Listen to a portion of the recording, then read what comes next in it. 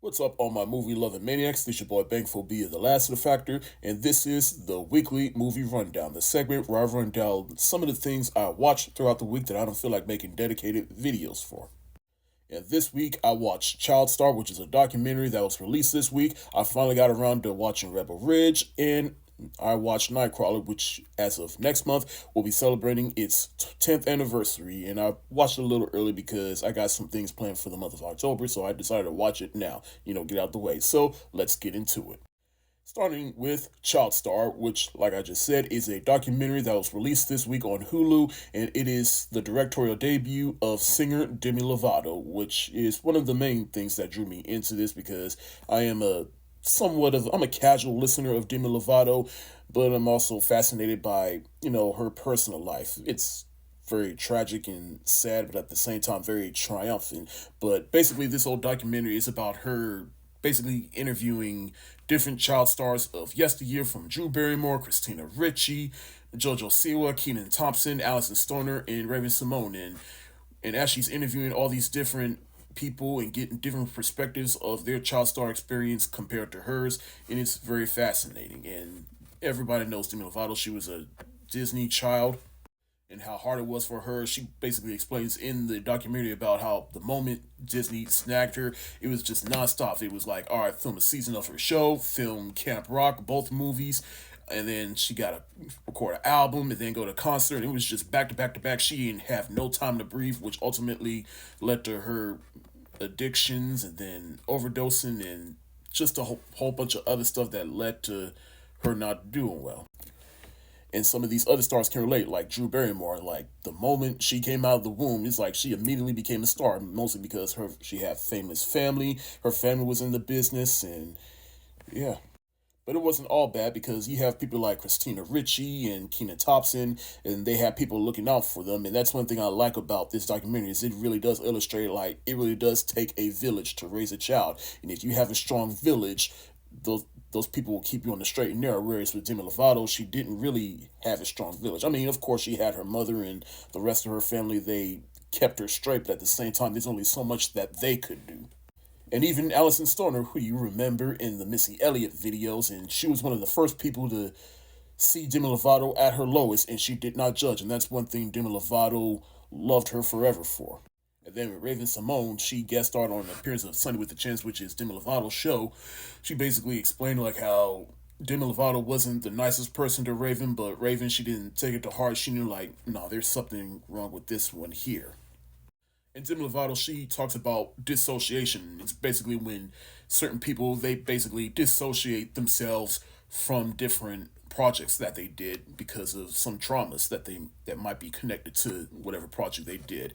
And that is a very real thing. But sometimes I also gotta ask, like, all right, are you dissociating yourself from the experience of working on that project because of the trauma it brought you, or are you just dissociating yourself because of how bad it was? I mean, this is just a little thought, but not to downplay the trauma you went through, but that's also something that might be associated with dissociation.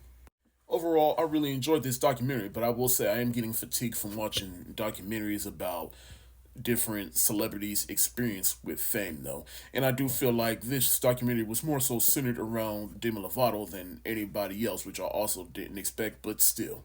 I'm gonna give Child Star the thumbs up emoji.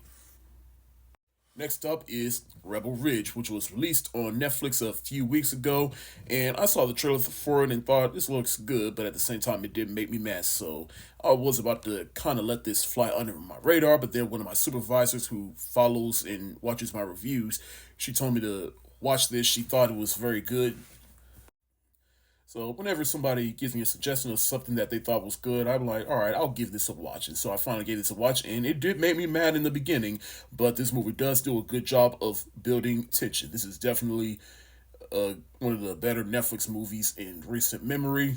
Aaron Pierre, he is definitely a leading man for sure. This is definitely one of his movies right here. And it's Sophia Robb, who I have not seen in a long time. I thought she was good in this.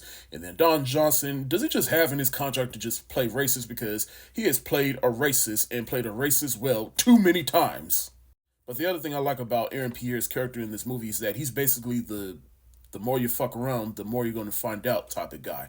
Because he was part of a special program and he lets these racist people in this small town know, like, hey, I'm trying to be cool. I'm just here to mind my business. But if you fuck with me, you're going to fuck around and find out.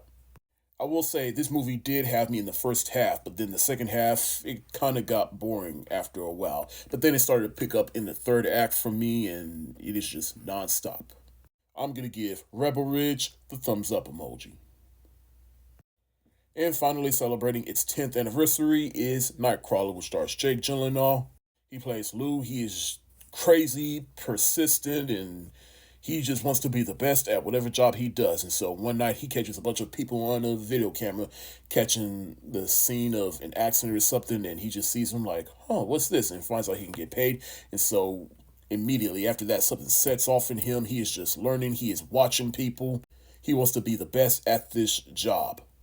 And I love Jake Gyllenhaal in this movie. This is probably one of his best performances right here because he, like I said, he is crazy, persistent, and focused. You don't know what's up with this guy, and you think he's just watching just to be weird. Like, no, he's watching you just to pick up on things and see, all right, how can I exploit this person? How can I use this person? How can this person help me in the long run to reach my goals?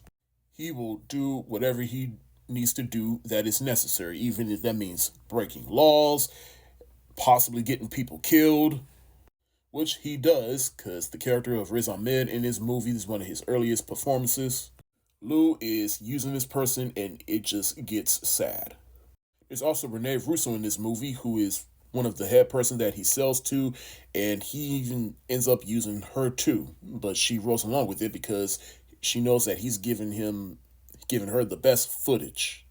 So eventually people just don't become disillusioned, but Riz Ahmed's character does, though. This movie is severely underrated. If you have not watched this movie, I highly recommend it. I'm going to give Nightcrawler the hard eyes emoji. And that's it for my weekly movie rundown. Have you seen any of these movies? Let me know in the comment section below and let me know what you think. And be on the lookout for a more in-depth video for Whiplash and The Lion King 1.5. I'm working on those this week, so, well, The Lion King 1.5 might be a little while before you get that, but be on the lookout for Whiplash this week. Thank you so much for watching. Stay safe, wash your hands, peace.